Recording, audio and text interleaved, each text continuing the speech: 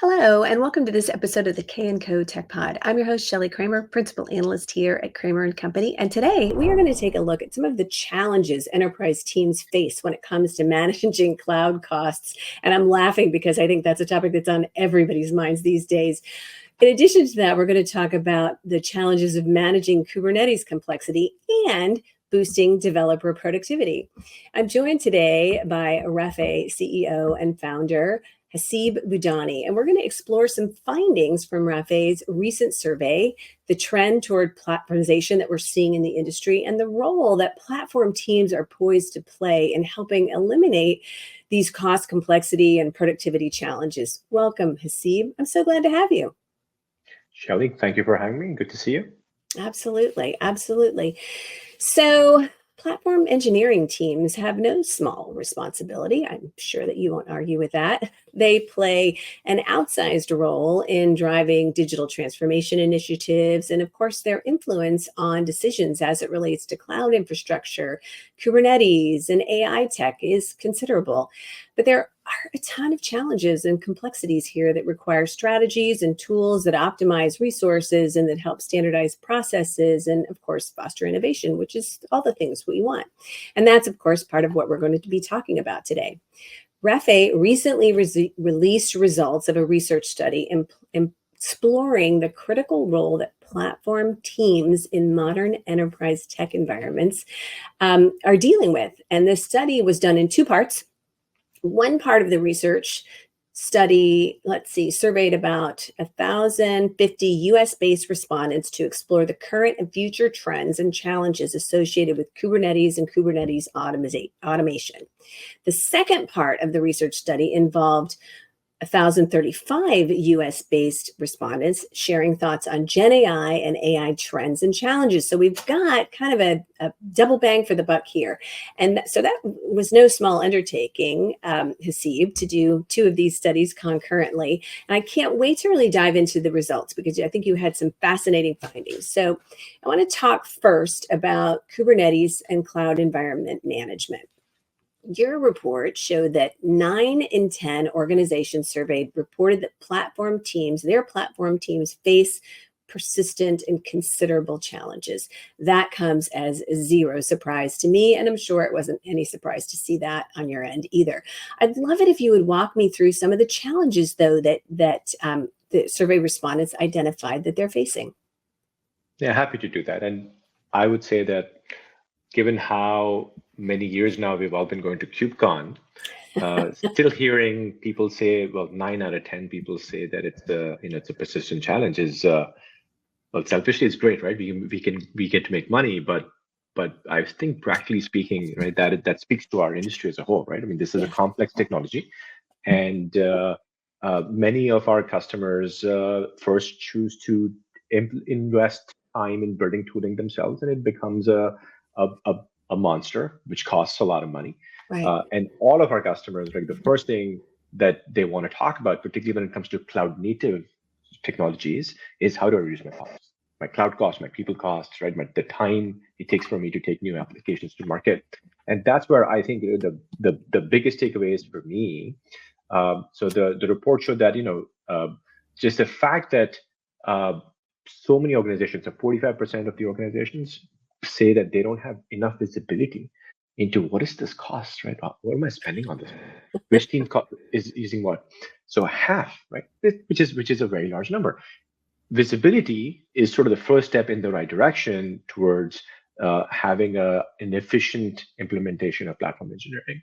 But if you don't have the visibility, obviously it's challenging. And yes, of course, we provide these capabilities to solve the problems. But I think the meta point here is that, yeah, I mean, this many years later, in the maturity cycle of Kubernetes, half the respondents, this is not a sample size of 10 people, right? This is 1,000 people. So it's a very representative sample size. Right. Half of them say they don't have visibility into these environments. And about, I think the number is like 38%, about 4 out of 10 people still talk about cluster lifecycle management. And I got to tell you, Shelly, that when we first engage with our customers or prospective customers, 100% of the time they say, we already have provisioning working. This is not what I want to focus on right now. I want to focus on reducing the cost of all of this stuff.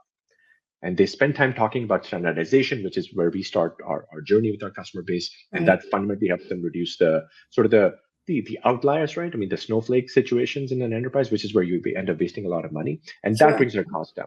And then they say, okay, all right, now let's go back to the original problem, which was lifecycle management with Kubernetes. And in the report, 4 out of 10 people said that in itself is a challenge. So, 40-50% of the customer base is still struggling with, I would say, foundational problems. Yeah. Yeah. And that is, I mean, our audience will conclude what it means. But yeah, I'm sort of disappointed by that. Right? I thought we were farther along than we are, I guess, in this industry. I have to say that I'm not really surprised by that, but I feel like, so many of the things that you've hit on here are just part of a recurring theme. And, there was a time when, move to the cloud. It's going to be amazing. It's going to be, solve all your problems, take everything off prem, and then people started getting hit by these massive cloud costs. And, there's a whole bunch of things that we're dealing with in here too. And, I know that I'm not telling you anything you don't know, but we're dealing with, IT teams and a dearth of highly skilled tech talent. And we're dealing with, in some ways, what I think is somewhat of an outdated strategy. And you addressed this early on in terms of, sometimes the mindset is let's build it ourselves. We can do it ourselves. The reality of it is, in most instances, not only should you not do it yourself in terms of the time and the cost and everything else. I mean, the beauty of working with a trusted vendor partner in this kind of situation is that you're working with somebody who's solved the same problems that you are experiencing or you will experience, and they're able to bring all of that knowledge and expertise to the table for you and shorten your time to value. So I think that's an important part of this equation too. But I think the last thing is just the complexity issue. I mean, there's so much happening right now, and I can see your comment about when you have this conversation with IT teams and their responses, we don't want to think about that right now. We want to focus on whatever else it is. But the reality of it is, I've spent a career as a strategist, and you have to step back from these situations and look at things, in my opinion, from a 30,000 foot view, and really make sure that you have a plan and a strategy that makes sense. And there's no part of that can be successful, in my opinion, if you don't have visibility. How can you know what you're doing if you can't see what's happening? I think maybe these things have crossed your mind. Indeed, yeah. How will you know where you're going? If you don't know how to get there. Yeah. So if I'm struggling with where I start the response to what you said, but I would say that 2-3 years ago, cost is not where our customers were sort of starting their conversations. Right. And I keep thinking, is it a market issue? Is it in the economy? Is it the economy that's causing this? Or is it that I've been doing this for such a long time that I'm looking for efficiencies? Maybe Well, it's a bit of both. I think maybe both. Yeah. But you know what else is that I think we have to factor in? It's 2024, okay? And so we're 2 years out of a global pandemic, right? And in 2020 to 2022, what we had to do was sort of throw away all of the business norms that we were accustomed to. And we had to embrace sort of digital transformation on steroids and things we didn't budget for yet, or we didn't really think we had the time or the bandwidth to do yet. A lot of those things we had to put in motion, right? And so then, we have to navigate that 2-year period. Then you come out of the 2-year period. And that's where we are right now, is in that 2 years post-COVID. And so I think there's a bunch of factors here that speak to why people maybe aren't further along in this. What do you think about that? Yeah, it's quite possible and quite likely. I mean, you just said something that I'd never thought about before, which is the sort of the perfect balance of 2 years of COVID and 2 years of this economy. Right. And maybe what that argues is that 2025 is going to be a better year. We'll see. I hope you're right. Let's hope. But look, I mean, this complexity is not going to go away. It's not a money Right. issue, right? At the end of the day, we've seen our customers spend a lot of money on some of this stuff. They've built massive organizations and have not made progress. And you said something before about sort of where do you start this conversation? You talked about how if you don't have visibility, then how will you know? Right. I would say that if you haven't really stepped back and architected what you're really trying to do, it's not going to work out. It's not. So yeah, many times we'll have customers come and say things like, well, what I'm really looking for is this one thing, right? You do this. Maybe, I don't know, right? The real question is not that, right? The question is, okay, let's take a step back. Who are you trying to solve for? Who are your end customers? Actual customers, right? You are selling to some people, some developers, some data scientists. What do they need? What is the perfect experience for them?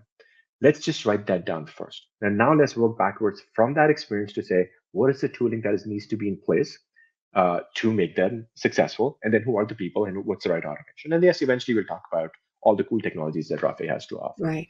And I'll tell you that I don't know if this is correlation causation. I think it's causation, but we'll see. Every time the conversation starts at the architecture level, 12 months later, that customer is incredibly successful. Yeah. And what I just said to you, I tell everybody this. And I say, look, I'm telling you, I've done this enough times. Take a step back. And the ones who don't, because whatever reason, right, whatever pressures they have, a year later, the project's a mess, right? So it's usually kind of disbanded, right? And that's what I tell everybody. Just let's take a pause, right? We take another week and we talk versus jump into, hey, do you have that one? Can you do backups?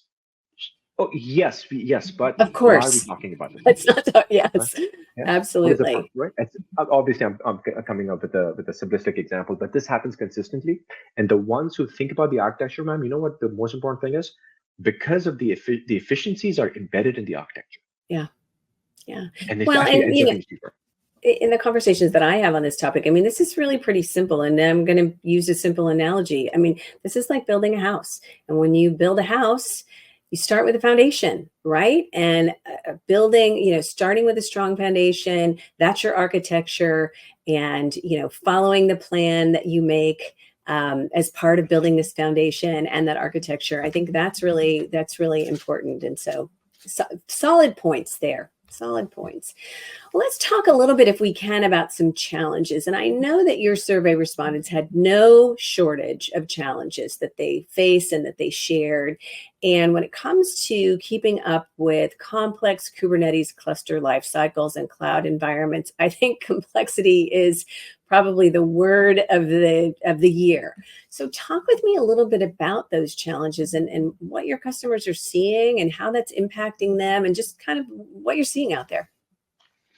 Yeah, I think on the large enterprise, mid to large enterprise side, I would say that the most interesting requirement, interesting in that it just makes sense when you think about it, right? They all had data centers or colos and they had applications running there, and then they moved to the cloud. Yes, they may have been cloud first, but they still have applications running in a data center. And particularly now with AI, many enterprises we talk to, they're finding that the cloud is incredibly expensive, particularly when it comes to these high-end NVIDIA GPUs. I already have a colo. Let me go buy some servers. Now I have some stuff in the cloud, some more traditional applications in a data center, some cloud native applications in a data center, and now have GenAI stuff going on, or at least some GPU gear, if you will, right? Because most people are early in their data center.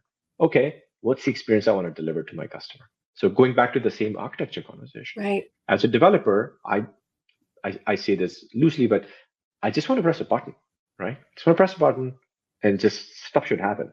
I don't want to wait. I don't want to talk to some guy. I don't want to explain this ticket. I want to press the button. Same. Right? I want it to be easy, intuitive, require no effort, little effort on my part. I don't want to have to think about it. I want to know that you've thought about it. Exactly, right? Yeah. And this notion of guardrails, they shouldn't really exist, right? It's like children, right? Seen, not heard. I always start my if I'm meeting with a C-level person in a large enterprise, I do a demo where I show them an end user experience. Here's a developer, AI, they want a GPU, and they go press a button and they say, I want a GPU, and then it says, okay, well, how many do you need? And it says, well, I guess I need one. Well, actually, you're not allowed to have one. You can only have a seventh. Or actually, I know your team, you probably need 8. And then they press a button and magic happens. And then I tell them, tell me where this is running right now. What do you think? And 100% of the time, people say it's probably Amazon, or then say, no, maybe it's Google. No, it's a data center. Right. Same exact experience. Private cloud, true elastic experience. It can be done anywhere. Yeah.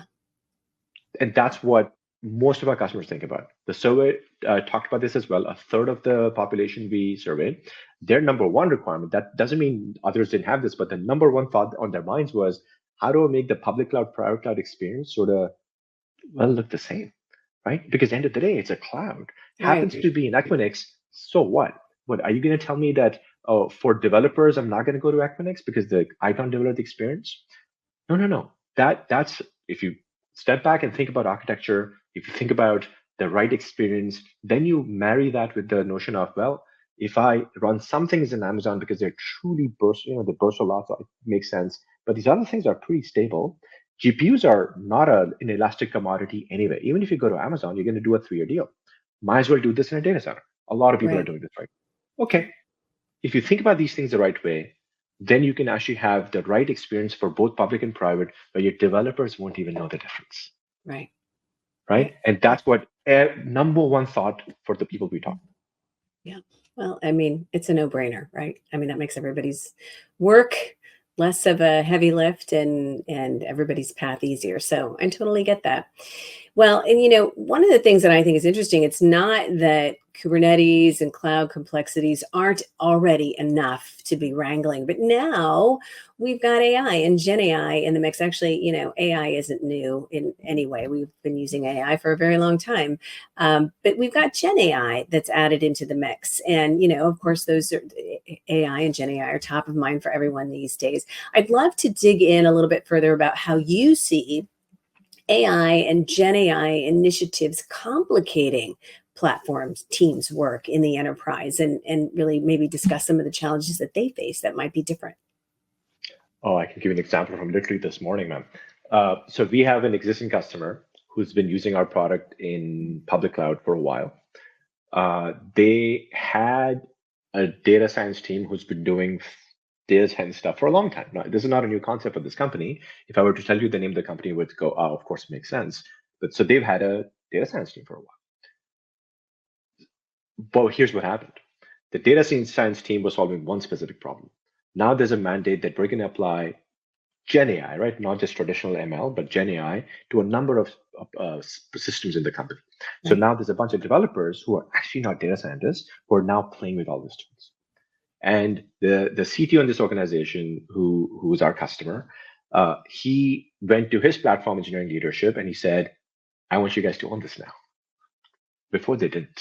Now they do. So now they're like, okay, where would you go from here? So the first call they made was to Rafay. And it's like, okay, well, are you guys doing in the space? Anything at all in the space that you're working on? So we walked them through our perspective on traditional AI as well as GenAI, because it's, look, end of the day, here's my very simplistic way of thinking about this, right? The only real difference between AI and GenAI is that the models are larger for GenAI. Yeah. The rest of the stuff is going to end up being the same. So identifying the model, tuning the model, all that stuff, absolutely, that's additive for GenAI. But the rest of the pipeline is actually exactly the same. You got to still take it to production with the same guardrails. And what we told this guy, and this is what we tell everybody, is you got to think about this as two different problem sets. There's an AI pipeline problem.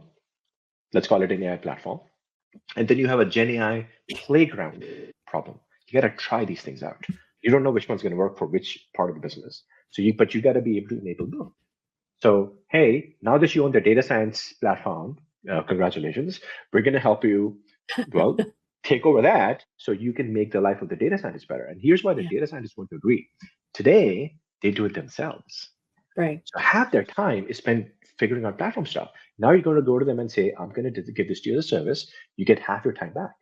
They're going to love that. You're the hero. Do that. Right. Oh, absolutely. Absolutely. Well, and I know that your survey respondents talked about this and said that, they felt that it was super important for organizations to provide efficient methods for AI and GenAI app development and deployment, but that most organizations share their developers find it challenging to experiment with and deploy AI and GenAI apps. And so making that, you mentioned the playground and, really allowing people to get in easy access to experiment, to play, to discover. I think that's part of the key to success here. And like you said, kind of giving ownership of that to certain teams within organizations, I think is a bit of a game changer. I'm gonna make a statement that maybe is not the majority opinion right now, but platforms like Bedrock and SageMaker that are very, very good. These are Amazon AWS tools. They are so expensive that doesn't matter how many guardrails the public clouds put on them. I think the customer base is trying to figure out a way where they can have tools that can run in any cloud or in a data center. So of course you can't take SageMaker anywhere else. And the reason why people are doing that is, well, they want to reduce cost. They want to keep the experience exactly the same, doesn't matter where they run it. And more so, they want to be able to apply their own guardrails. For example, Shelly, you can experiment every day with 100 tokens. I don't care where you go, but only 100 tokens. So how do you do that? Right. So these kinds of requirements are coming our way that frankly are new to us, right? 6 months ago, we had not really spent time thinking about this stuff. And we are now. So in the playground that we are implementing, we're thinking about how do you apply these sort of enterprise-wide policies, team level, user level, et cetera, so that you can keep costs low, but at the same time, you can enable developers to go to some system where they have sort of selected models that they can play with, et cetera, because some models are expensive and some models are free. So these are decisions that we believe that the platform engineering team and the leadership in an organization is going to make based on business reasons, and that the data science will be given, a set of vector DBs, a set of models, and the pipelines, and then they will be asked to take it from here. And everybody's going to be watching, what is my token budget? Because this can, if you don't watch this, you can spend tens of thousands of dollars in a week if you don't really pay attention to this. And nobody wants that.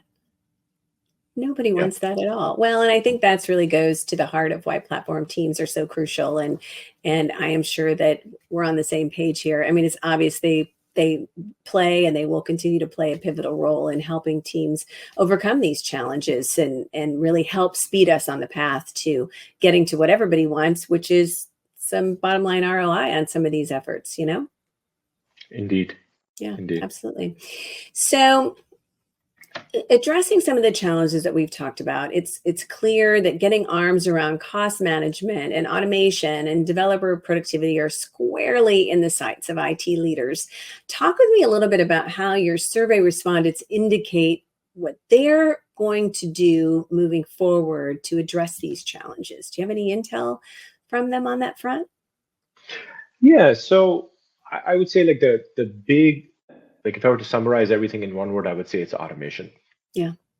Because automation leads to standardization. Standardization leads to centralization. And centralization is the right thing to do for most of these companies. But automation is the first step in that direction. And the survey shows, and this is what I find fascinating about the survey, we spent a lot of time trying to make it completely unbiased, right? So there are questions in here that have frankly nothing to do with Rafay, but the answers are very consistent, right? What is the most important thing to people? I don't want people to build their own clusters. I want to automate cluster provisioning. Okay, well, love that, right? I want to standardize infrastructure consumption. So landing zones, for example, I want to be able to press a button and they should all look the same. Press a button 50,000 times, it should produce the same exact stuff, right? Yeah. That's the second one, right? Or I want to do self-service consumption of compute. So that number it was 44%. That was an interesting number. I'm hopeful that number is going to trend higher over time, because I think once you have the right controls, the right standardization in place, then you've taken care of any outliers. And once you have done that, there's no reason why you should not enable more self-service consumption. So every account we talk to, we set a kind of a far out goal for the customer as part of our customer success, like onboarding. Eventually, we would love for you, Mr. Customer, to allow users to do self-service consumption. Some say yes, some say no. And that is also reflected, right? 44% said, I want to do this, which means 56% said that I don't want to do this. Right. And then the rest are, things that I mean, you would expect to be there, right? I want to reduce cognitive load on developers, etc. But even the cognitive load piece, the reason why there's cognitive load is because the platform implementations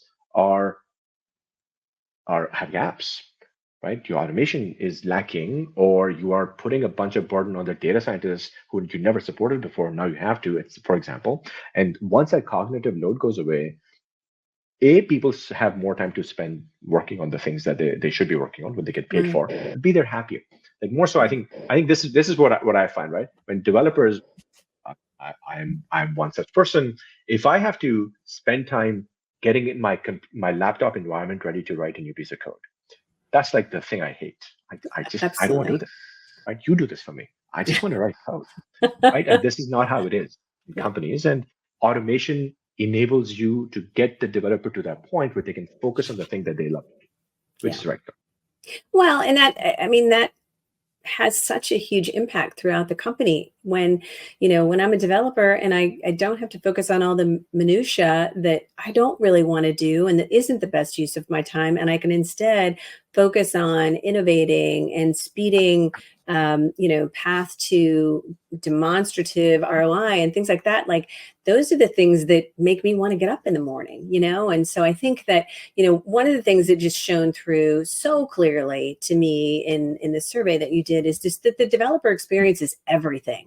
And, platform tools and tooling that enhances that developer experience is amazing. I know that, you mentioned a couple data points already, but I think something like 83% of respondents to your survey indicated they believe that pre-configured AI workspaces with built-in ML ops and LLM ops tooling could save their teams over 10% of time monthly, right? So make it easy, build it in.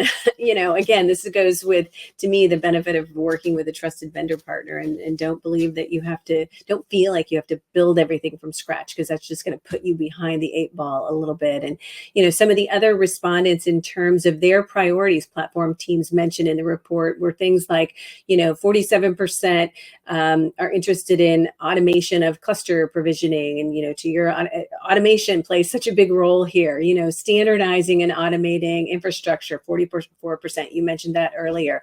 Providing self-service experiences for developers, another 44% who are interested in that. Automating Kubernetes cluster lifecycle management, day 2, 44%. There's a lot of 44s in there. And then that reducing the cognitive lead. So there's, the developers are telling us what they want and need. And so solving for that, I think, helps everybody. Indeed. Yeah. Yeah, and the 40s, I'm sure if this survey was run 4 years ago, this would have been in the tens and teens and 20s, right? Because Oh, these yeah. numbers are getting larger and larger, because the recognition is sort of more universal now than it used to be around the Yeah. need of automation. Yeah, I agree.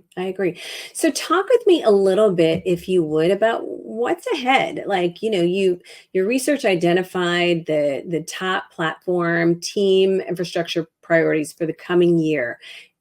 Tell me what those key priorities are in your mind. What stood out the most?